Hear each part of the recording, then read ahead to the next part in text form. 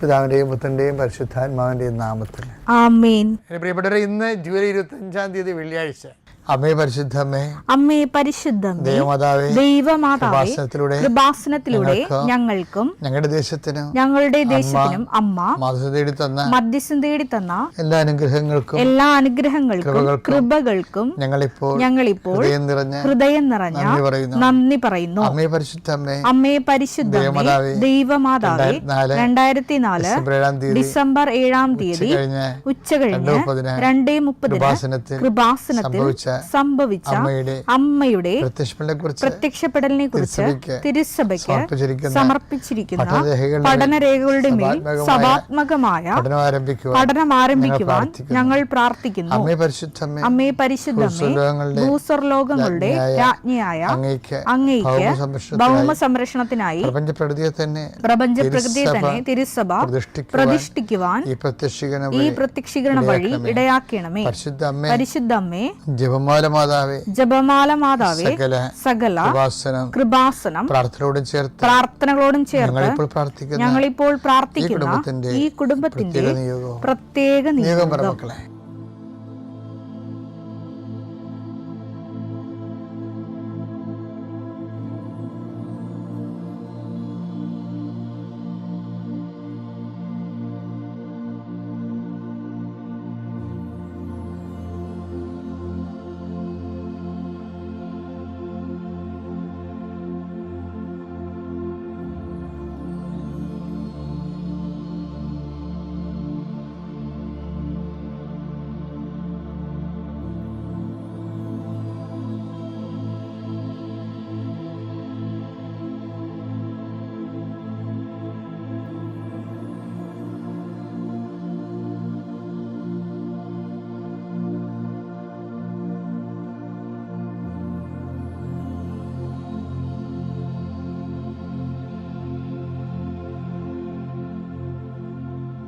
അമ്മയുടെ പ്രത്യക്ഷീകരണത്തിന്റെ ഈ അനുഗ്രഹവേളയിൽ ഞങ്ങൾക്ക് സാധിച്ചു തരുവാൻ കനിയണമേ. വിശ്വാസ പ്രമാണം.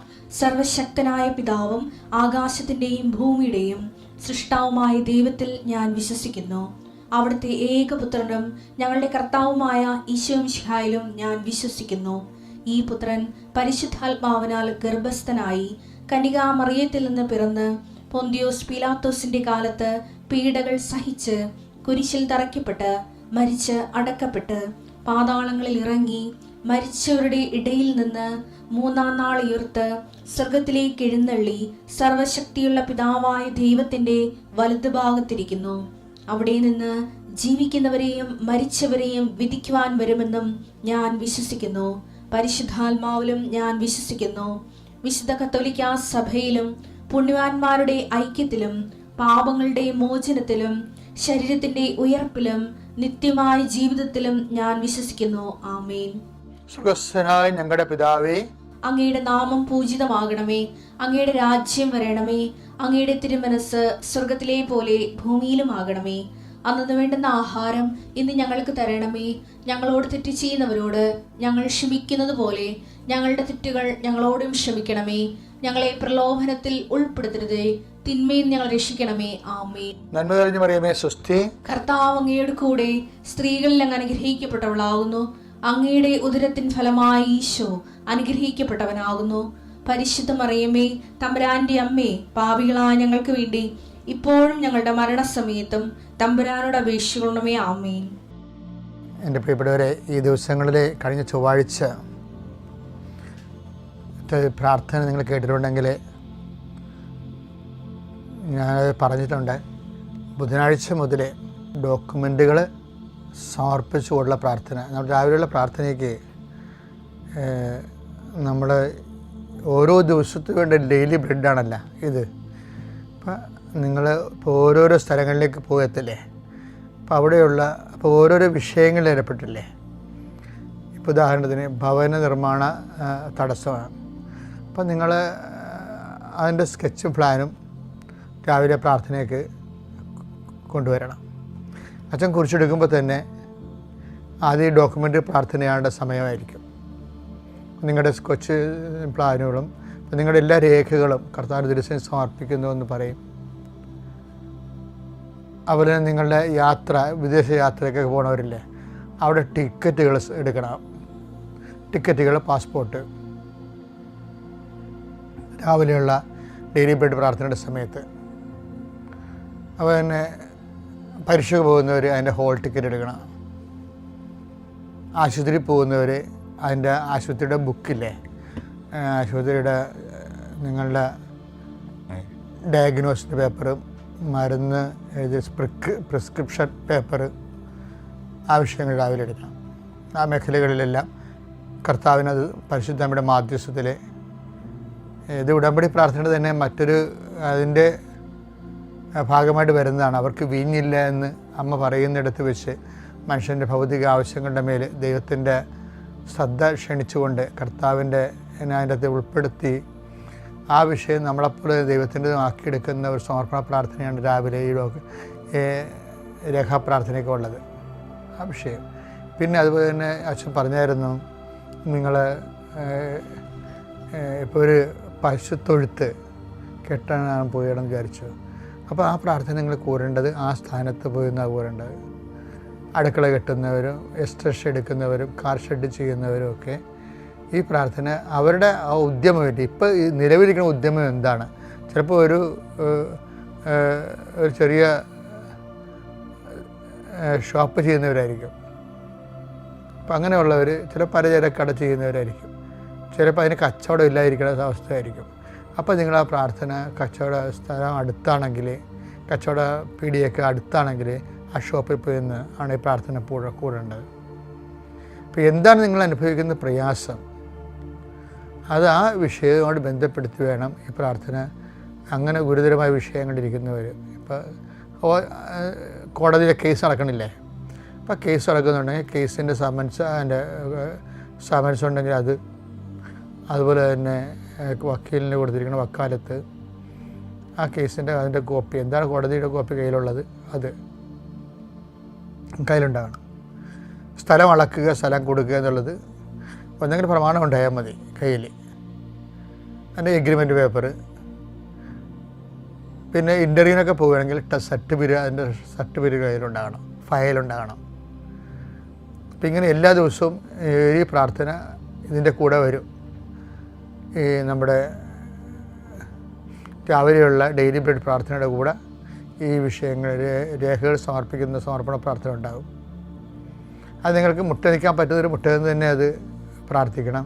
ആദ്യത്തെ ഭാഗം അച്ഛൻ കുരിശെടുക്കുമ്പോൾ തന്നെ ഉള്ളത് ആദ്യമേ തുടങ്ങുന്നത് ഇതുപോലെയുള്ള രേഖകളെ സമർപ്പിക്കുന്ന പ്രാർത്ഥനയാണ്.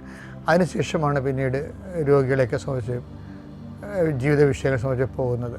ഒന്ന് ശ്രദ്ധിച്ചാൽ മതി, അതായത് അപ്ഡേഷൻസാണ് വന്നിരിക്കുന്നതാണ്. നമുക്ക് പ്രാർത്ഥിക്കാം. രേഖകളുള്ളവരൊക്കെ രേഖകൾ കയ്യിലെടുക്കുക.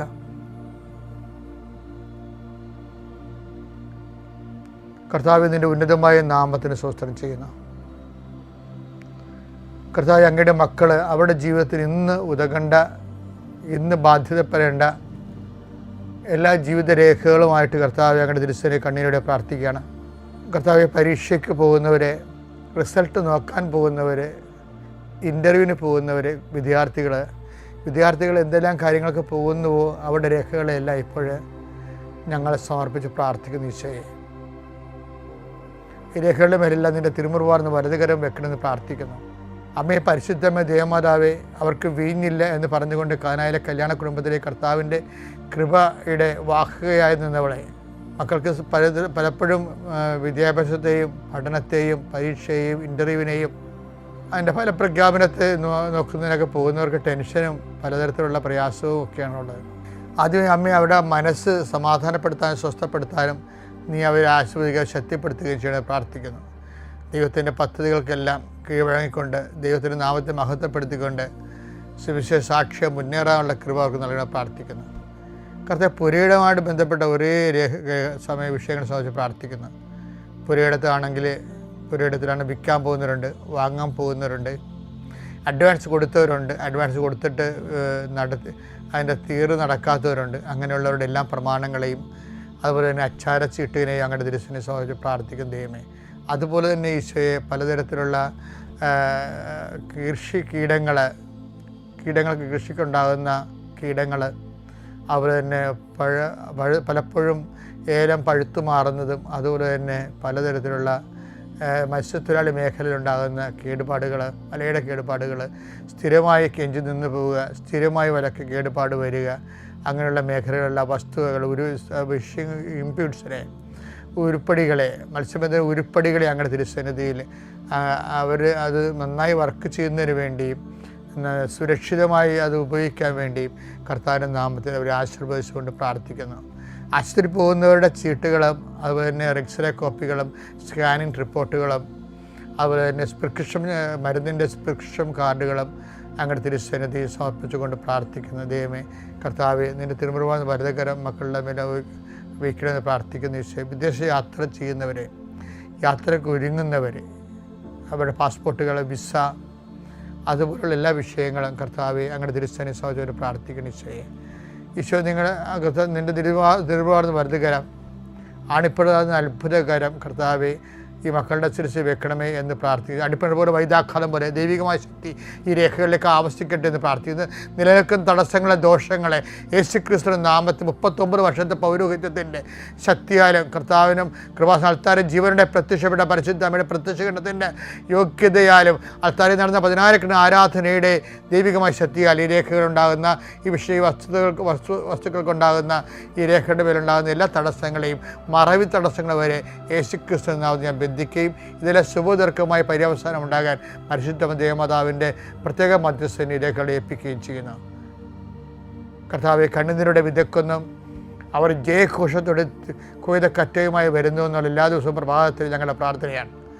കർത്താവെ, കണ്ണുനീരുടെ പോകുന്നവരെ, ആശങ്കയോടെ പോകുന്നവരെ ഉത്സാഹത്തോടെ തിരിച്ചു വരാനും അവർക്ക് ഉന്മേഷത്തിൻ്റെ അരുവിയെ പരിശുദ്ധാത്മാവിനെ, the joy of the Holy Spirit, പരിശുദ്ധാത്മാവിൻ്റെ സന്തോഷത്തിൽ അവരെ പ്രത്യേകം അഭിഷേകം ചെയ്യണമെന്ന് പ്രാർത്ഥിക്കുന്നു. എൻ്റെ കർത്താവിൻ്റെ ഉന്നതമായ നാമത്തിൽ, സഭയുടെ അധികാരത്തിൽ, കുരിശിൻ്റെ അടയാളത്തിൽ, ദൈവത്തിൻ്റെ ശക്തിയാൽ ആശീർവദിക്കുന്നു. കർത്താവ്, വാഹനം വാങ്ങാൻ പോകുന്നവരുണ്ട്, വാഹനം ഓടിക്കാൻ പോകുന്നവരുണ്ട്, അവരുടെ താക്കോലുകൾ, അവരുടെ ലൈസൻസ് അങ്ങയുടെ തിരുസന്നിധിയിൽ സമർപ്പിച്ച് പ്രാർത്ഥിക്കുന്നു. കർത്താവ്, അവരെ പോകേണ്ട വഴി നിനക്ക് മുമ്പേ ഞാൻ എൻ്റെ ദൂതനെ അയക്കുന്ന വിളിച്ച കർത്താവ്, ആ ദൂതനെ അയച്ചു തരികയും നിൻ്റെ വഴികളെ ക്രമപ്പെടുത്തുകയും നീ സുരക്ഷിതമായി തിരിച്ചെത്തുകയും ചെയ്യാൻ ദൈവമായ കർത്താവായിരിക്കും എൻ്റെ ദൈവമെന്ന് കർത്താവ് യാക്കോബിൻ്റെ പ്രാർത്ഥന പോലെ ഈ വഴി യാത്രയിൽ സുരക്ഷിതത്വം ലഭിക്കാൻ പരിശുദ്ധ ദേവമാതാവിനെ, നിങ്ങളുടെ വാഹനത്തിൽ സഞ്ചരിക്കുന്നവരെയും, കർത്താവിൻ്റെ തിരുസന്നിധിയിൽ വാഹനം ഡ്രൈവ് ചെയ്യുന്നവരെയും കർത്താവിൻ്റെ തിരുസന്നിധിയിൽ സമർപ്പിക്കുന്നു. നിങ്ങളുടെ വലത്തും ഇടത്തും കൂടി പോകുന്ന മറ്റു വാഹനങ്ങളെയും മുമ്പിനും പുറകിലും വരുന്ന മറ്റു വാഹനങ്ങൾ, അപചാരം ആകസ്മികമായി ഉണ്ടാകുന്ന അപകടങ്ങളെ ഈശോയുടെ നാമത്തിൽ ബന്ധിക്കുന്നു. Lord Jesus Christ, the fire finger, soak with the precious blood, Lord, infuse your spirit of power and grace. ഇപ്പോൾ ജൂലൈ മാസം 25 വെള്ളിയാഴ്ച നമ്മളിതൊരു സീരിയസ് ടോക്കാണ് കേട്ടോ, അല്ലേ? കഴിഞ്ഞ ഞായറാഴ്ച തുടങ്ങിയതാണ്. ഇപ്പോൾ എന്താ പറയണത്? ദൈവത്തിന് ഇഷ്ടമുള്ളവരാകാൻ എന്ത് ചെയ്യണമെന്നുള്ള ചോദ്യമാണ്. അവനതിൻ്റെ ഉത്തരവ് എന്താണ്? അവൻ അയച്ചവനെ വിശ്വസിക്കുക. അപ്പം വിശ്വസിക്കുകയാണ് അതിൻ്റെ പ്രധാനപ്പെട്ട കാരണം. വിശ്വസിക്കുമ്പോഴെന്ന് പറയുമ്പോൾ യേശുവിൻ്റെ വിശ്വസിക്കുമ്പോൾ ബാക്കി എല്ലാവരും വിശ്വസിക്കണ പോലല്ല. ഇപ്പം എനിക്ക് നിങ്ങളെ വിശ്വസിക്കാം, നിങ്ങൾക്ക് എന്നെ വിശ്വസിക്കാം. പക്ഷേ നിങ്ങൾ എന്നോട് നാളെ എന്ത് ചെയ്യുമെന്ന് ഇന്ന് പറയാൻ പറ്റത്തില്ല. അതെന്ന് വെച്ചാൽ നമ്മുടെ പരസ്പരമുള്ള വിശ്വാസം എന്നുള്ളത് ഭാഗികമായ അറിവിൽ അധിഷ്ഠാനമായതുകൊണ്ട് തന്നെ നമ്മുടെ വിശ്വാസം ഭാഗികമാണ്. കാര്യം നമ്മുടെ പരസ്പര വിശ്വാസം. പക്ഷേ യേശുവിനെ നമ്മൾ വിശ്വസിക്കണമെന്ന് പറഞ്ഞാൽ, കർത്താവ് പറഞ്ഞാൽ നമ്മളെന്താ വായിച്ചത്? 2:24 വായിച്ചത് എന്താണ്? അവനാ സുവിശേഷം, അവൻ ആരെയും വിശ്വസിച്ചില്ലെന്ന്. എന്താ കാര്യം? മനുഷ്യരുള്ള എന്താണെന്ന് അവന് അറിയാമായിരുന്നു എന്നുള്ളതാണ്. അപ്പോൾ യേശുവിനെ വിശ്വസിക്കുക എന്ന് പറയുമ്പോൾ പ്രധാനപ്പെട്ട റിസ്ക് എന്ന് പറയുന്നത് യേശുവിനെ വിശ്വസിപ്പിക്കുക. ഞാൻ നേരത്തെ പറഞ്ഞിട്ടുണ്ട്, ഏറ്റവും വലിയ കഴിഞ്ഞ ദിവസങ്ങളിൽ വൈദികയുടെ ധ്യാനം നടന്നപ്പോൾ എനിക്കൊരു കുർബാന ചെല്ലാനുള്ള ഒരു ദൈവാനുഗ്രഹം കിട്ടി. അപ്പോൾ ഞാൻ കുറേ പ്രാർത്ഥിച്ചാണ് കുർബാന ചെല്ലാൻ വേണ്ടി കയറിയത്. അപ്പോൾ ഞാൻ ഇൻട്രൊഡക്ഷൻ പറഞ്ഞപ്പോൾ വെളുപ്പിനെ പരിശുദ്ധാത്മാവ് പറഞ്ഞൊരു കാര്യമാണ് ഞാൻ പറഞ്ഞത്. ഞാൻ പറഞ്ഞ പൗരോഹിത്യം, ഞാനും ഒരു 39 വർഷമായി പൗരോഹിത്യത്തിൽ, അടുത്ത പോലെ 40 വർഷമാകും. ഇത്രയും നാൾ എൻ്റെ പൗരോഹിത്യത്തിൻ്റെ ഏക റിസ്ക് എന്ന് പറയണത് ഞാൻ പുരോഹിതനാണെന്നുള്ളത് ദൈവത്തിനെ ഒന്ന് ബോധ്യപ്പെടുത്തി എടുക്കണതാണ്. അത് ഒന്നൊന്നര പണിയാണത്. ഏക്കത്തില്ല. അതായത് ഞാൻ പുരോഹിതനാണെന്ന് പുള്ളിക്കാരൻ ഏക്കത്തില്ല. അതെന്താ വെച്ചാൽ ഈ മനുഷ്യരുള്ള എന്താണെന്ന് അവനറിയാമല്ലോ. അത് കാരണം ഈ വിശ്വാസം ഏതാണ്ട് ഇതുപോലെയാണ്. എന്താണ്? ദൈവത്തിനെ വിശ്വസിപ്പിച്ചെടുക്കാൻ വലിയ പാടാണ്. അത് എനിക്ക് കാണുന്നത് ഇവിടുത്തെ ഏറ്റവും വലിയ ടഫായിട്ടുള്ള ഒരു ഡേഞ്ചറസ് സോൺ എന്ന് പറയാം. അതുകൊണ്ട് തന്നെ നമ്മൾ എപ്പോഴും ശ്രദ്ധിക്കണം. നമ്മൾ എന്ത് അഭ്യാസം കാണിച്ചാലും ചില പ്രാർത്ഥനകളൊക്കെ തലകുത്തി നിന്ന് പ്രാർത്ഥിച്ചാലും ഏക്കാത്തെന്ന് വെച്ച് കഴിഞ്ഞാൽ ഇതാണ് ഈ 2 യോഹന്നാൻ 2:24 എന്താണ് മനുഷ്യരിലുള്ളത് എന്താണെന്ന് എനിക്കറിയാവുന്നത്. അതാണ് സംഭവം. അപ്പം അതെന്ന് പറയുന്നത് ആധ്യാത്മിക ജീവിതത്തിൽ ഏറ്റവും വലിയ പെട്ടെന്ന് ഉയരാനും അതേസമയം തന്നെ നമ്മൾ വളരാനും ഏറ്റവും നല്ല സംഭവം ദൈവത്തിനെ കൊണ്ട് നമ്മളെ വിശ്വസിപ്പിച്ചെടുക്കുകയാണ്. ഒരു വ്യക്തിയെ ദൈവം അവിശ്വസിക്കാൻ കാരണങ്ങൾ ഒന്നിതാണ്. ലൂക്ക 11:39 എടുത്തേ. അപ്പോൾ കർത്താവ് അവനോട് പറഞ്ഞു, ഫരിസേയരായ നിങ്ങൾ കോപ്പകളുടെയും പാത്രങ്ങളുടെയും പുറം കഴുകി വെടിപ്പാക്കുന്നു. നിങ്ങളുടെ അകമോ കവർച്ചയും ദുഷ്ടതയും കൊണ്ട് നിറഞ്ഞിരിക്കുന്നു. അതായത് അപ്പോൾ അസസ്മെന്റ് വരുമ്പോൾ മനുഷ്യരിങ്ങനെ പുറമേ നോക്കും. മത്തായി 23:27 എടുത്തേ. കപടനാട്യക്കാരായ നിയമജ്ഞരെ ഫരിസേയരെ നിങ്ങൾക്ക് ദുരിതം. നിങ്ങൾ വെള്ളയടിച്ച കുഴിമാടങ്ങൾക്ക് സദൃശരാണ്. ഇതാണ് നത്തിങ് മോർ നത്തിങ് ലെസ് എന്ന് പറയുന്നത്. ഇതിൻ്റെ അപ്പുറത്ത് ഇനിയൊന്നും പറയാനില്ല. കാര്യമുള്ള ഈ അസസ്മെൻ്റ് എന്ന് വെച്ചാൽ വിലയിരുത്തൽ. ദൈവത്തിൻ്റെ വിലയിരുത്തലിൽ ദൈവം പുറമേ നോക്കി നമ്മളെ വിലയിരുത്തണില്ലെന്നാണ് എൻ്റെ അർത്ഥം. ലൂക്ക 11:39 അകമോ കവർച്ചയും ദുഷ്ടതയും കൊണ്ട് നിറഞ്ഞിരിക്കുന്നു എന്ന വിഷയം എന്ന് പറഞ്ഞത് ഇതാണ് ആധ്യാത്മിക ജീവിതത്തിൻ്റെ ഒരു റിസ്ക് എന്ന് പറയുന്നത്. മനുഷ്യനെ ഓക്കെ ആക്കാൻ നമുക്ക് എളുപ്പമാണ്. കാര്യം മനുഷ്യനെ പുറമേ കണ്ടിട്ട് എല്ലാം ഓക്കെയാണെന്ന് സർട്ടിഫൈഡ് എന്ന് പറയും. ദൈവം അകവും പുറവും കാണുന്ന കാരണം അകം എപ്പോഴും വൃത്തിയായില്ലെങ്കിൽ ഒരു വൃത്തിയില്ലായ്മ ദൈവത്തിന് ഫീൽ ചെയ്യും. അത് ബൈബിളിലെ പ്രധാനപ്പെട്ട ഒരു നിലപാടാണ്. അതുകൊണ്ട് തന്നെ ഈ വിഷയം എപ്പോഴും നമ്മൾ സുവിശേഷവിധമായി ജീവിക്കുക എന്ന് പറയുമ്പോൾ അകത്തിനാണ് പ്രാധാന്യം. അത്യപൂർവ ദൈവാനുഭവങ്ങൾ ഇനി നിങ്ങൾക്കും സ്വന്തം. ഈ യൂട്യൂബ് ചാനൽ ഇതുവരെ സബ്സ്ക്രൈബ് ചെയ്തിട്ടില്ലെങ്കിൽ ഇപ്പോൾ തന്നെ സബ്സ്ക്രൈബ് ചെയ്യുക. ഈ വീഡിയോ ഇപ്പോൾ തന്നെ നിങ്ങളുടെ സുഹൃത്തുക്കൾക്ക് ഷെയർ ചെയ്തുകൊണ്ട് കർത്താവിൻ്റെ പ്രേക്ഷിതരാകുക.